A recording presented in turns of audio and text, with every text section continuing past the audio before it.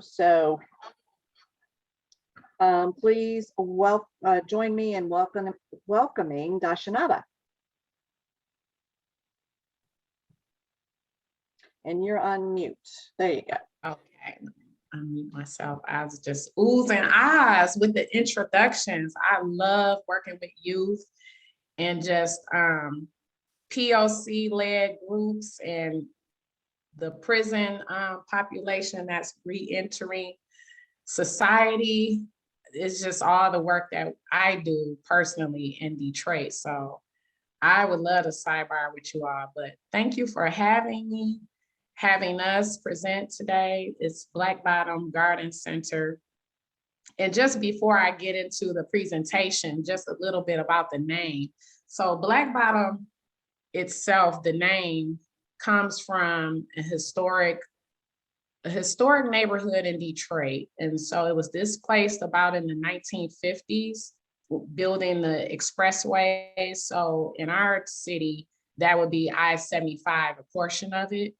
It was a thriving neighborhood, predominantly Black, that had Black businesses, Black culture and things like that. So it's one of the, when you look up the history about it, it's one of the most, for lack of a better term, brutal examples of how freeways and urban renewal and those type of projects displace the community is like one of those national examples that people reference. So we're not exactly in the Black Bottom neighborhood. We're in the North End, which borders the traditional boundaries of Black Bottom, but we definitely wanted to pay homage to that era and that name. And then also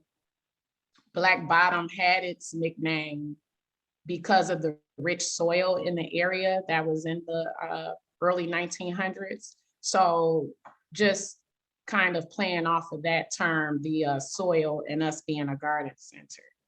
So let me share my screen. Okay, can you all see that? Okay. All right, so let me move my thing. Okay, so Black Bottom Garden Center, we're a garden supply store. Right now, we operated in the 2021 year. This is our first season. We operated like farmer market pop-up style. We don't have a brick and mortar as of yet. The brick and mortar location is being renovated and we should be breaking ground pretty soon on their spring 2022. So pretty much we went through a 16-week program, an incubator program that's designed for co-ops or existing businesses that may want to transform their business into a co-op by the name of Detroit Wealth Community Fund. And at the end of that program, there's also funding available, non-extractive loans available for us to start our business.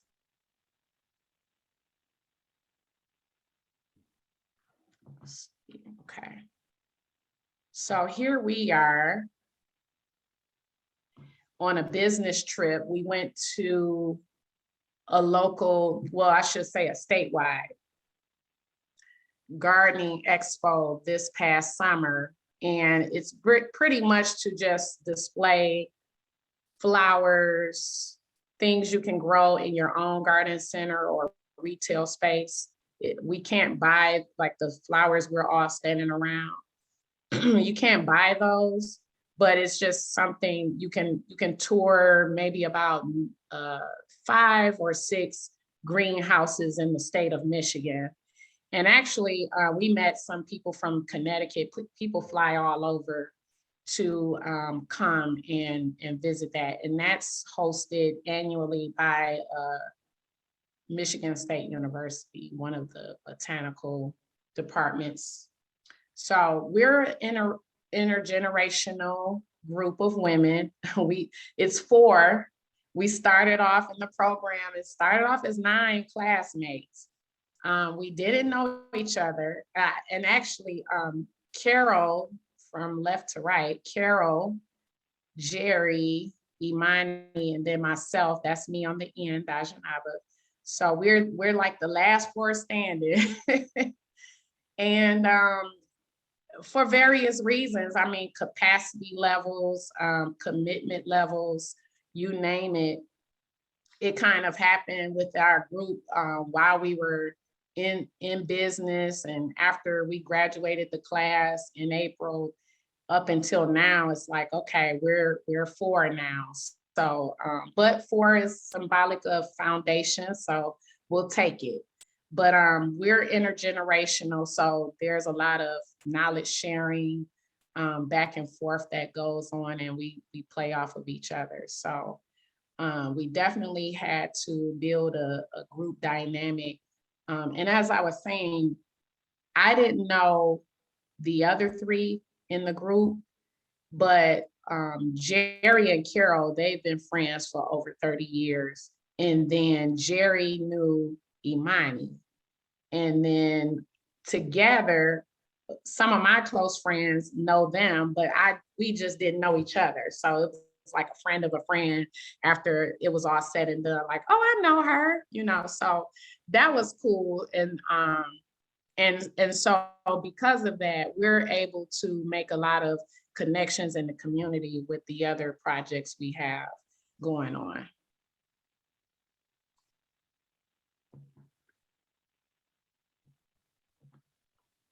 So some of the goals for our products is sustainability. We don't really like to use the term organic just because it's so controversial, and that can change from one person to the next in terms of definitions of what organic means. But we strive to be a one-stop shop where people can come, they can get their soil, they can get their compost, they can get their seeds or transplants or flowers or whatever you need for indoor and outdoor gardening. We do not use herbicides or pesticides that are considered GMO, I should say. We use non-GMO products. Some things we source, some things we grow. It just depends on what it is. And then with this past season, we started a lot of plants from seed, but they just kind of tanked before our grand opening. So we had to ship some babies in and grow those for our hanging baskets. So as I said, we had seeds, we had starter plants, which are transplants. We eventually added house plants to the inventory as the summer grew on and people no longer was really shopping for outdoor flowers and flats. We also carried a variety of things, anything from youth items such as stepping stones and arts and crafts and bubbles and just little odds and ends when people would visit us. We opened Mother's Day weekend, which was May 8th. And we're technically still kind of sort of open, but our season has slowed down. We're focusing now on reefs. The plan was to do poinsettias, but the price wasn't in our favor in the price point we wanted to offer for this year. So we're just doing live reefs, the swag, which is like a vertical reef, and also some knickknacks that we handcrafted, like foraging our roses and making sachet tea bags or potpourri pouches, and selling local Michigan raw honey and things like that. That'll be available for the holiday season before we wrap up for the year. I wanted to show you all this video that was done after our grand opening. Let me know if you can hear it. Can you hear it? No?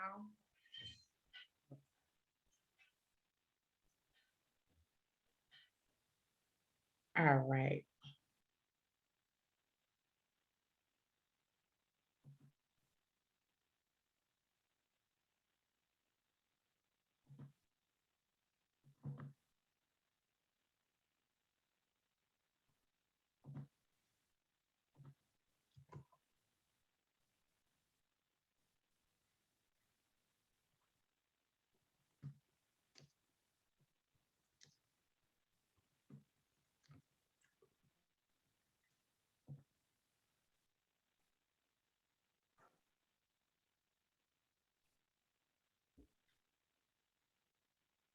What about now?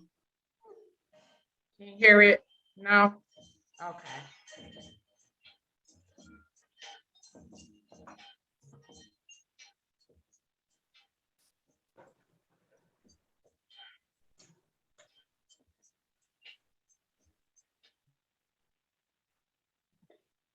Maybe you could narrate what we're seeing.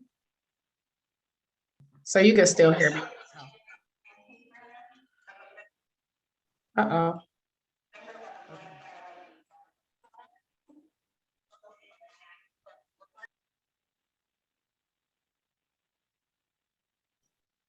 Are we supposed to be able to hear her?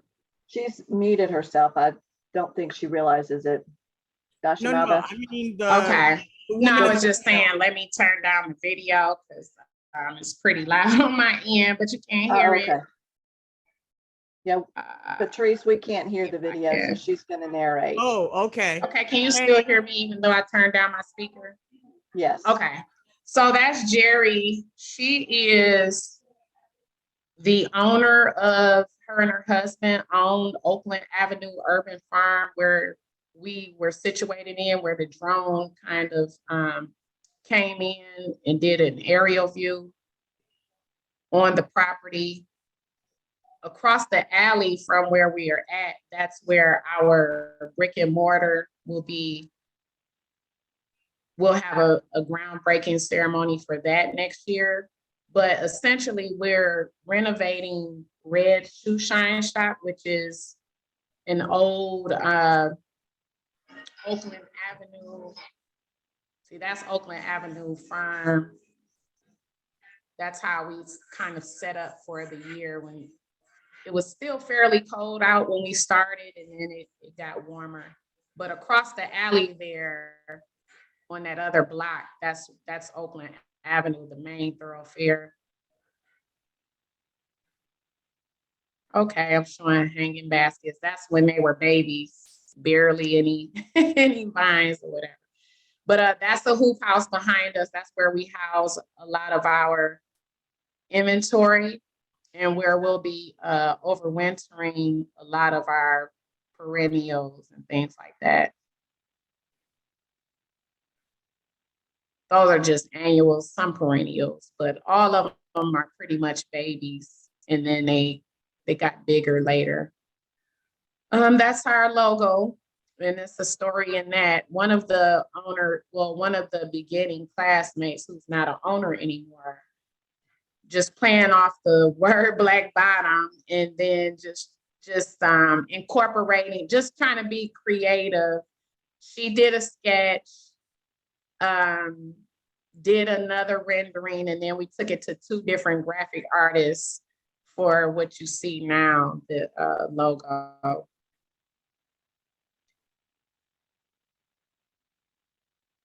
We had to figure out a lot of stuff, but we pretty much planted all those hanging baskets, put different flowers in there.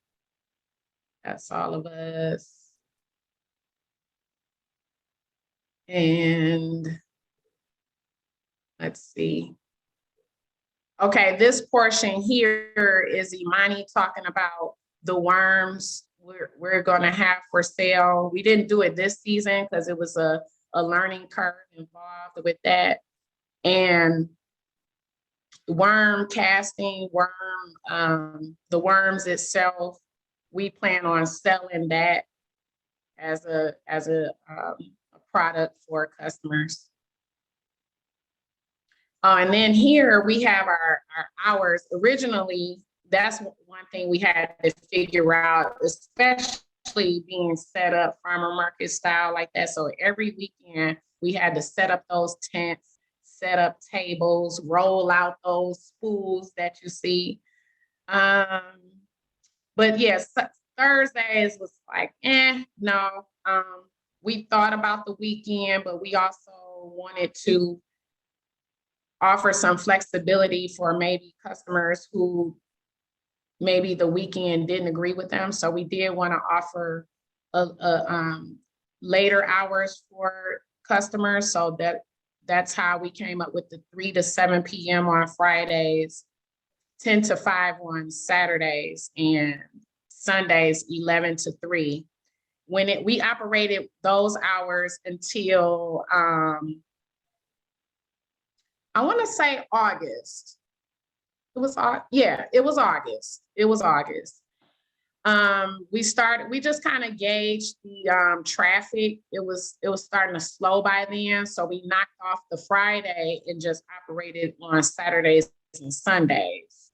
And then through the month of September on through October, we operated on Saturdays and Sundays, but Saturdays we started, instead of closing at 5, then we transitioned to 3 p.m. And what we would do is update our hours on Google, and we updated our hours on our social media too, but also we took advantage of the app Nextdoor. So Nextdoor, a lot of our customers was like, that's how I found out about you. I just Googled, like, how can I get plants in my area or something like that. And plus it also helped us having news coverage and some articles by some reputable publications in Detroit, but Fox 2 News, they came out and did a story on us, so that was cool. But again, that's Imani talking about how to keep the worms, how she needs to keep them cool and feed them compost scraps and things like that. But yeah, it's pretty empty in there now. It's crazy looking at the flowers, like, wow. But that's a little contraption she bought at the bottom. The worm castings will be down there. And keeping the thermometer in there. But yeah, it's just something she's learned, like a little project. And yeah, again, she's just talking about that. Looking for worms. So some things that we did, wait a minute, let me get my mouse. Okay. How do I get out of this? Oh, that's right. I kind of came out of the slide. Okay, so let me go to the next. So these are some, and you can still hear me, right? Okay, so these are some milestones we had. Now, our class had started beginning of November of 2020. We can't And see then- your presentation. Yeah. Oh, okay, I'm Yeah, sorry. YouTube Screen. Let me see, it's a new share probably.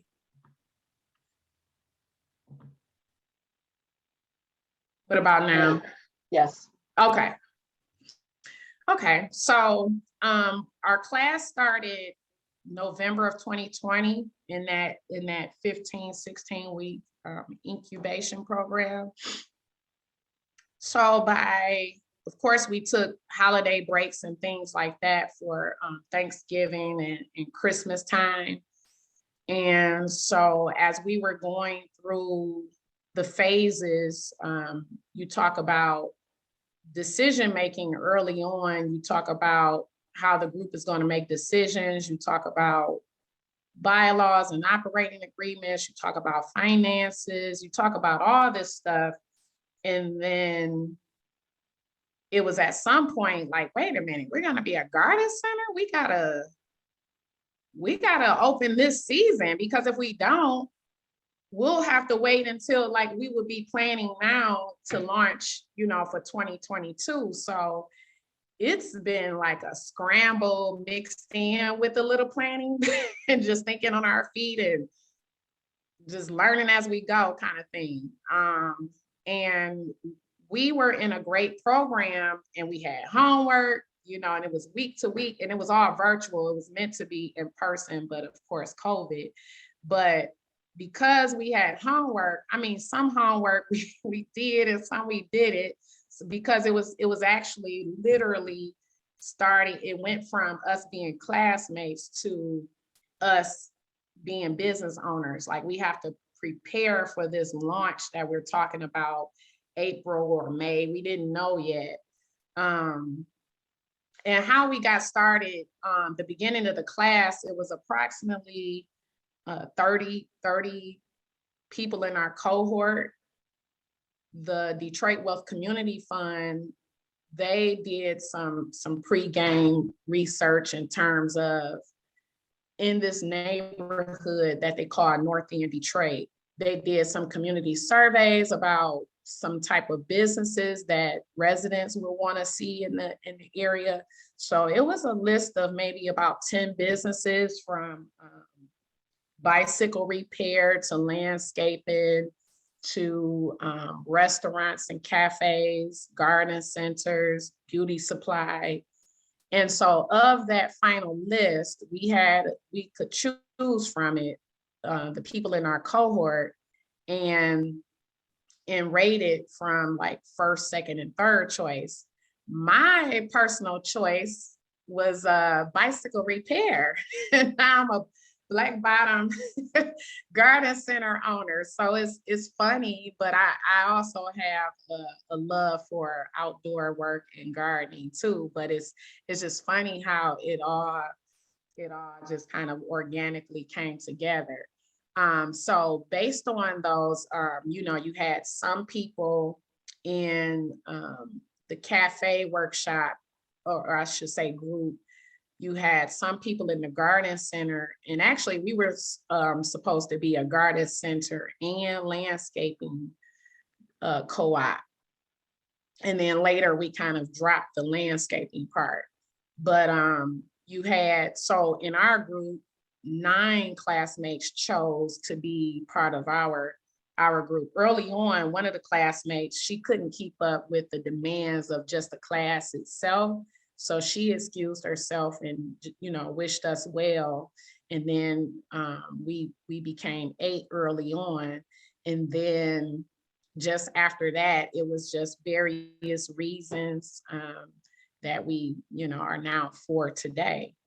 But wow, yeah. So February, we were planting those seeds, and some seeds germinated, some didn't, and geraniums and begonias and petunias. It was it was all these little baby plants in the farmhouse, which is just a regular house, you know, but it's an urban farm. So we had the black racks, and we had grow lights on them, and trying to do it that way. But we know now, even some of the major growers, they get their inventory from other growers.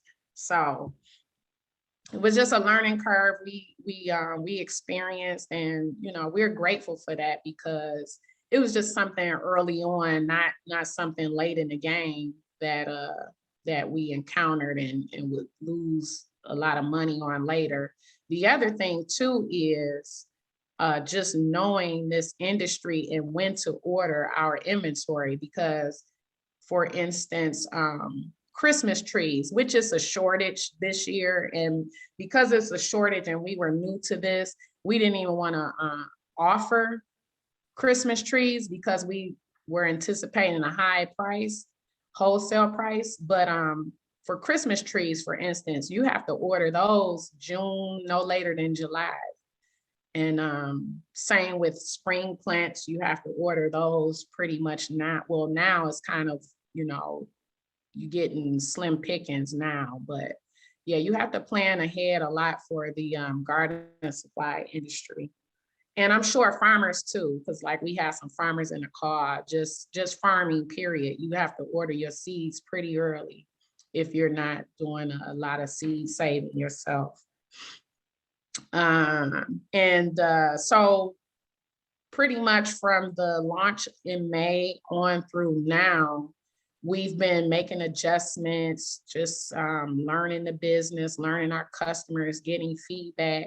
And so now, as we round out the first season, we are doing a lot of planning, a lot of housekeeping, like, again, we were supposed to have that operating agreement done way back in class. But it was so many revisions and you know, we had to just tend to other things, and we just knew like we would be operating like we're operating in a formal agreement, but we also just knew we had to, you know, really just get our hands in the dirt, so to speak.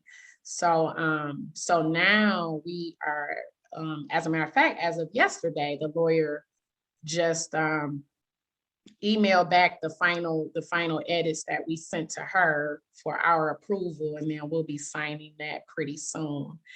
But so now it's just all about those behind the scenes plannings, developing a plant care schedule for the plants we still have in inventory, whether that be house plants or just perennials that are outside in that hoop house, in that greenhouse that you saw, and also planning to launch our brick and mortar or a greenhouse or whatever structure we decide for next year. It'll also be getting ready to start the conversations on what those aesthetics will look like and the look and feel that we want.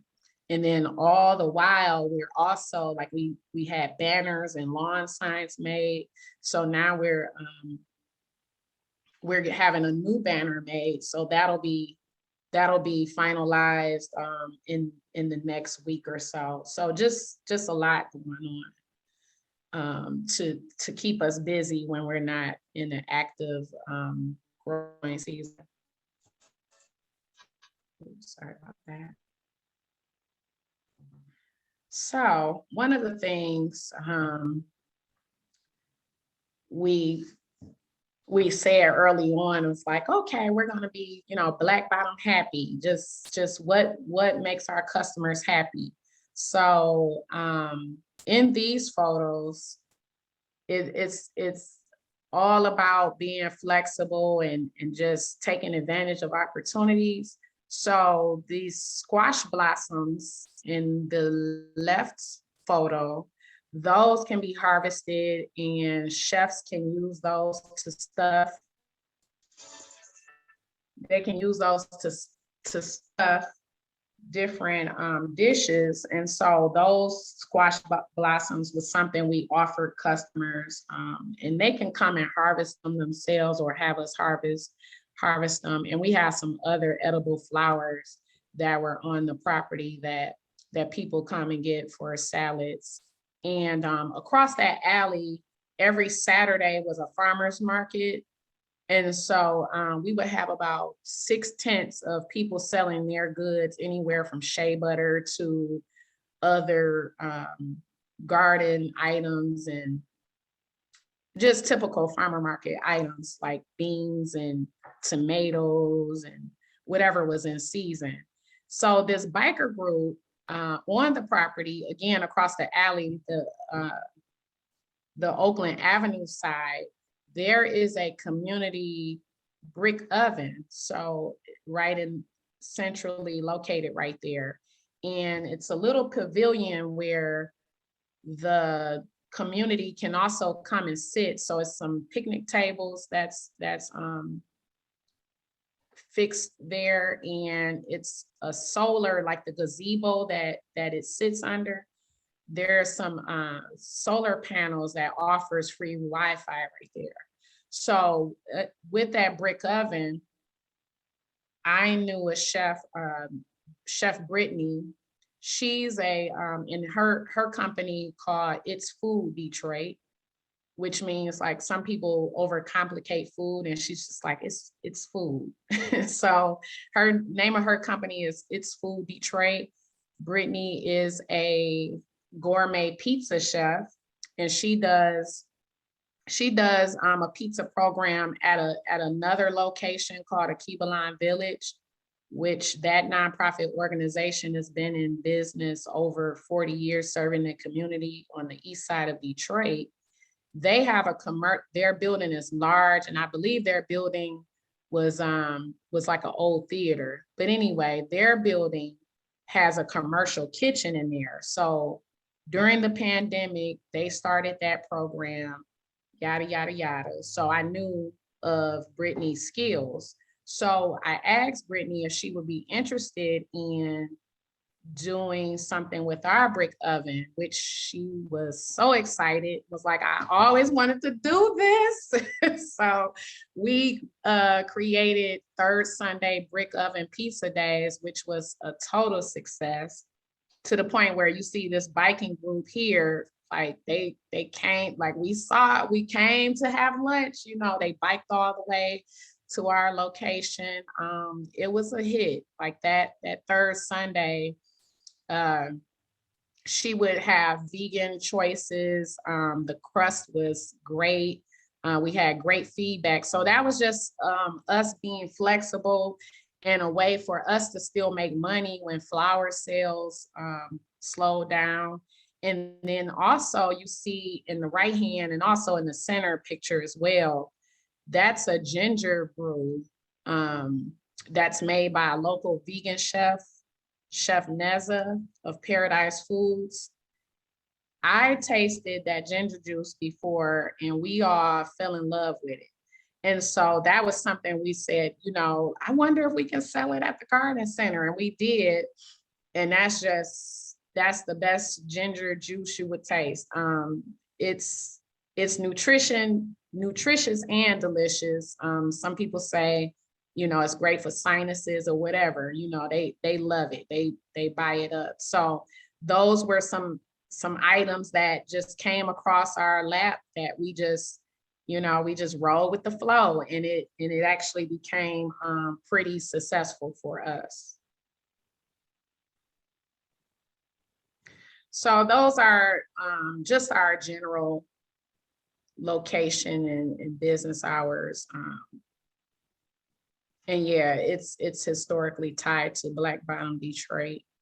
And there's some really good academic research going on right now. And the actual Black Bottom location just got a historical marker this past summer. It's a couple of miles from us, but yeah, they were recognized by the city and received an actual marker. So that was nice. Those plants right there, that was just one of our owners early on had a mama aloe plant. So that was just us repotting the babies and just trying our skills. Cause some are skilled, like for real skilled with the gardening things. And a lot of others like myself, we're beginners. So we're just learning as we go. So in terms of just co-ops itself, it's a list of things that I would advise co-ops that exist or is just getting started or considering. But first, co-ops are beneficial, like in today's society. People want to be an entrepreneur, and maybe social media seems like it's easy. Maybe it seems hard. Whatever the case is, it's work no matter what. And you really have to decide whether or not you have the commitment, that you have the dedication within to really want to pursue it. But I will say with that, the flip side is that starting a business by yourself versus having teammates and co-owners is great. It can take some of the pressure off of your plate. And with each owner, because you are a collective, but sometimes you do have to take a step back and look at yourself individually and assess your skills, assess the skills of the group.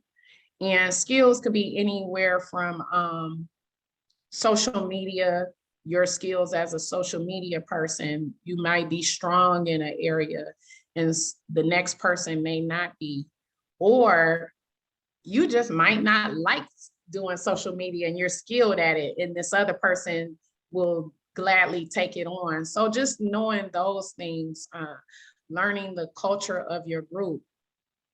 So maybe having late night meetings might not be your group's thing. Your group thrives on in-person meetings or only virtual meetings, or meetings over wine or coffee. It's just like you just got to learn that and go with it. It's no right or wrong way to do it, but once you learn it, things become organic, things become a lot more easier to make decisions. And I encourage, whenever possible, to do things other than just the business. Or like, as you saw the picture, we love that picture because that was like our first business trip. Grand Rapids is about almost a 3-hour drive from Detroit. So we had lunch that day, and by then we had made a little money, so it's like we could swipe it and put it. That was our first little business expense in terms of lunch. And so when we have those opportunities to go shopping together, we really take the time to make it well, in our case, like a girls' day, and have fun with each other. And so, but if you don't have an opportunity to do that, definitely find ways to really be friends with each other outside of the business. Okay, so finance. So in our program, we were gifted.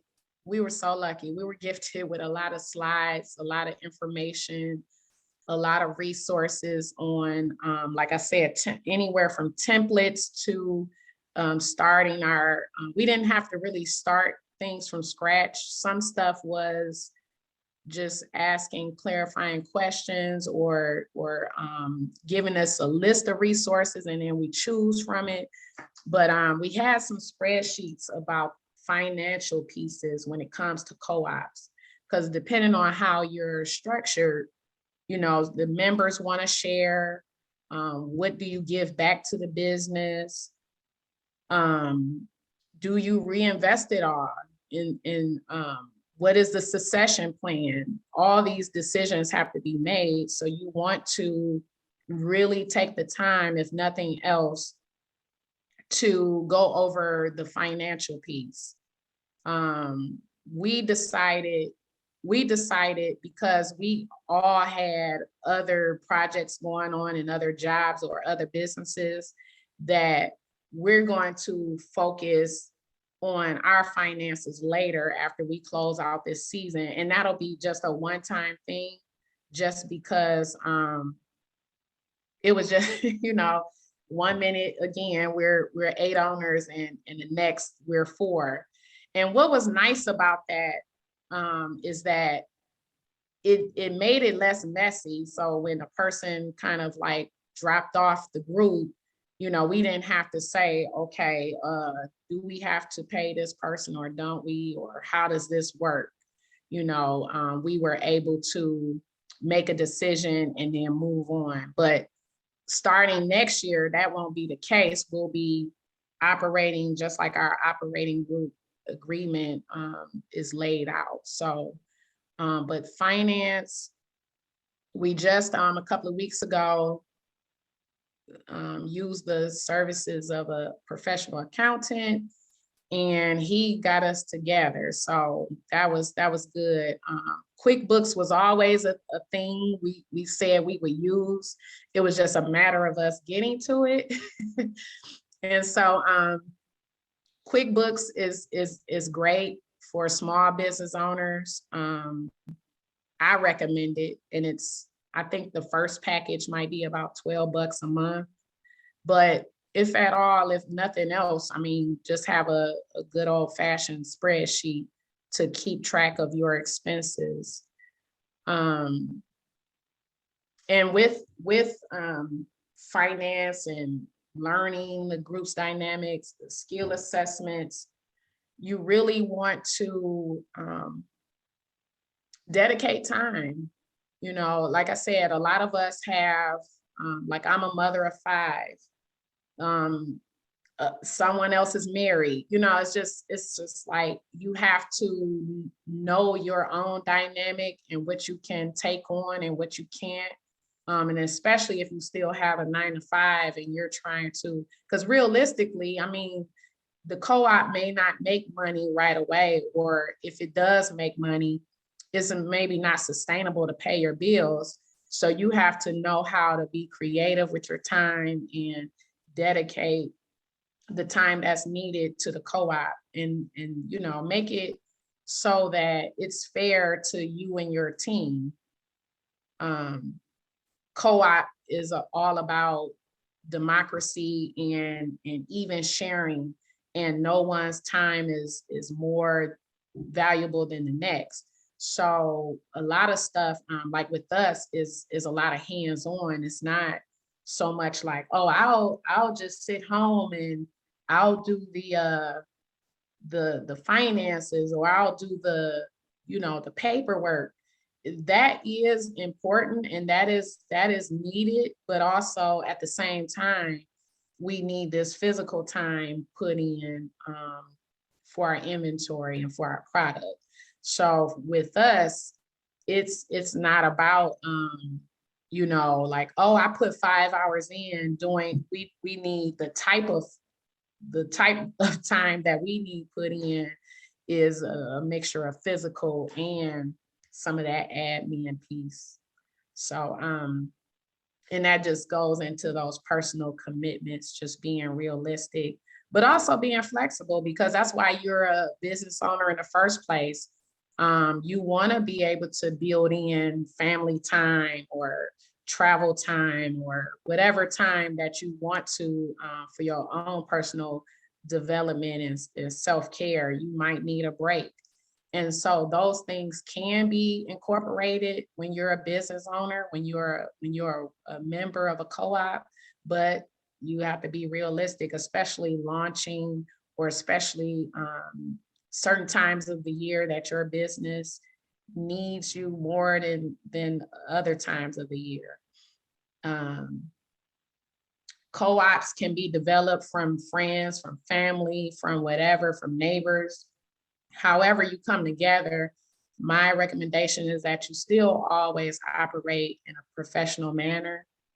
Make sure you're having meetings, make sure you're, even if it's just a meeting can consist of sometimes a group text and just a check-in. Maybe you don't have to meet that week or meet that often, but you do want to have some sort of formal check-in, and then do schedule some of those meetings and be committed to whatever it is your guiding rules of operation, whether that be bylaws, whether you call them operating agreements or whatever.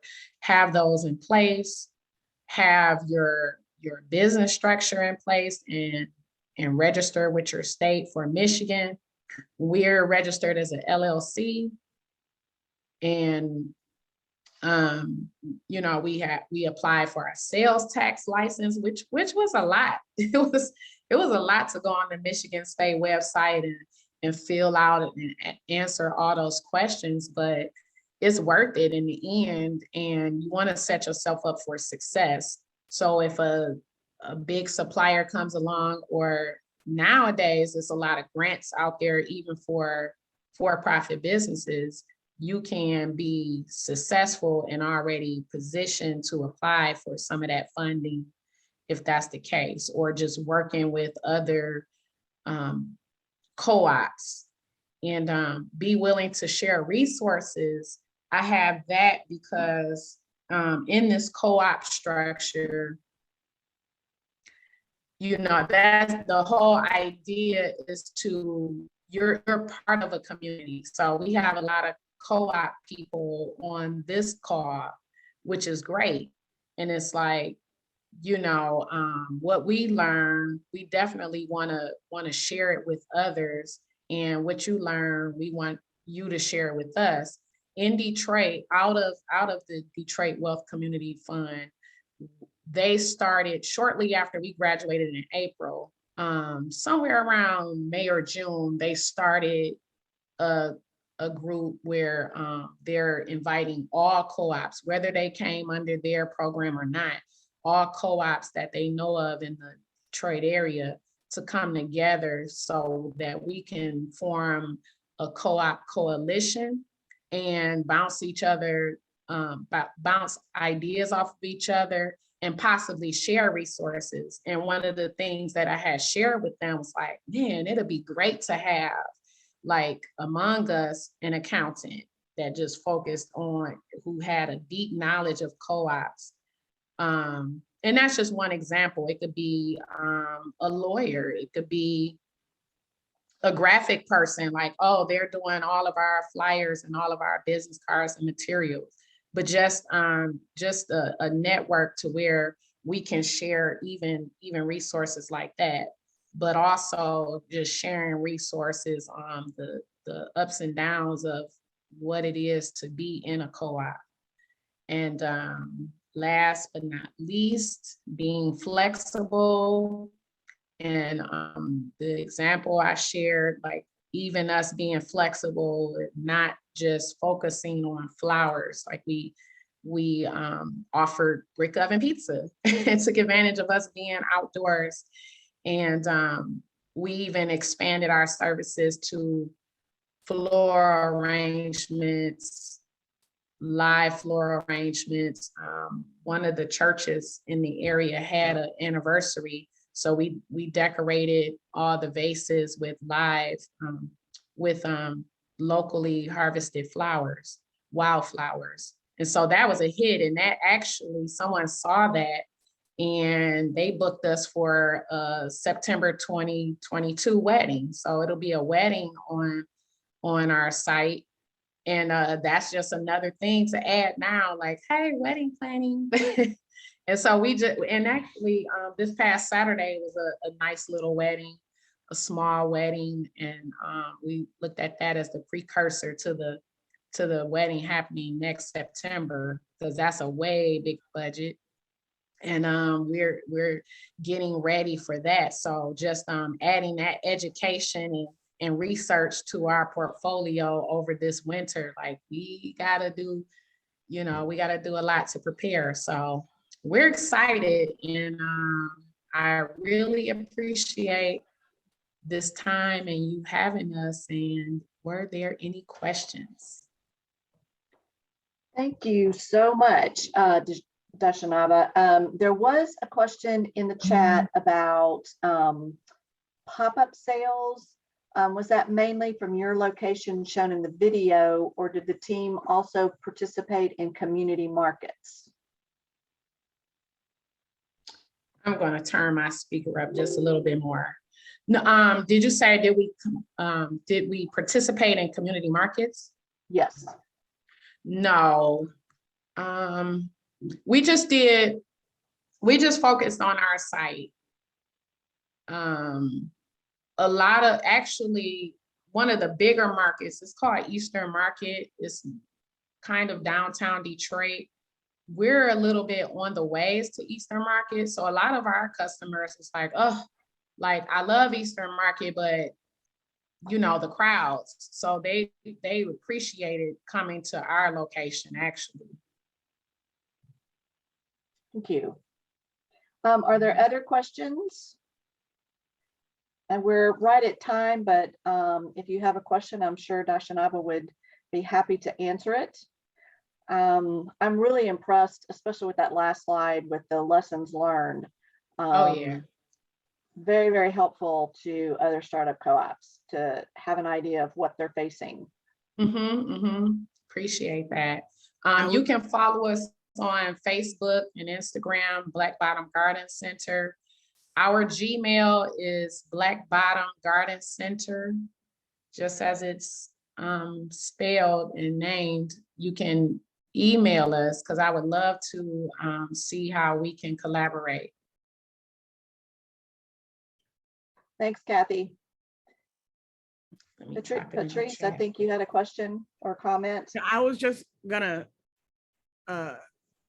say how impressed I am with the presentation, yes, but also to do this kind of work isn't easy, and to do it cooperatively is even less so. So to the four of you who stuck that out and are continuing to make this happen and to scale it up, congratulations, well done. And if you ever have questions about board stuff or any of that, get in touch with me. Okay. And I will, as I say that, I can't remember if I put anything in the chat. I don't think I did. I can send it to her, Patrice. Oh, if you thank like. you. Appreciate it. Yes. Deb always knows how to reach me. Okay. I'm also going to drop a website, Black to the Land Coalition. It's a nonprofit that I co-founded with 8 other people. And we get Black and brown families out to camp who's not necessarily exposed to camping and outdoor recreation. So definitely some work there with Black Label we could consult with. and actually the rest of the group as well, because some of our founders are farmers in the Detroit area. So it's just a lot of ways to collab. Like, I'm loving it, especially the youth piece. We do forest school. So just teaching youth and families all the time about different things going on in nature. I just love the idea of that. Until about 5 years ago, the largest parts of my work were with youth. So if we want to continue the work, we have to work with the younger generations. That's right. I misspelled it, so I'm gonna type it again. Okay. I think Other questions? I put a comma in there. Oh, okay.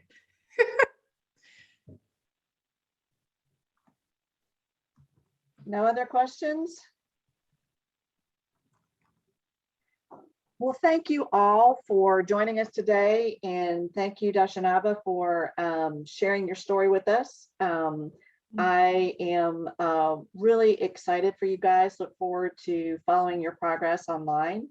And I'm sure if anyone's in Detroit, you could reach out and they'd be happy to hook up and show you their co-op. And there's some exciting news that she can't share yet that's coming out around Thanksgiving. So follow them on Facebook so absolutely, you can check it out.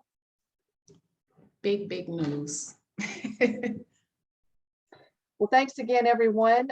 We look forward to seeing you next week. We have 2 webinars, one with Spoons Consultancy and then Chai Fresh. So Spoons Consultancy is on the 16th and Chai Fresh is on the 17th. So thanks again.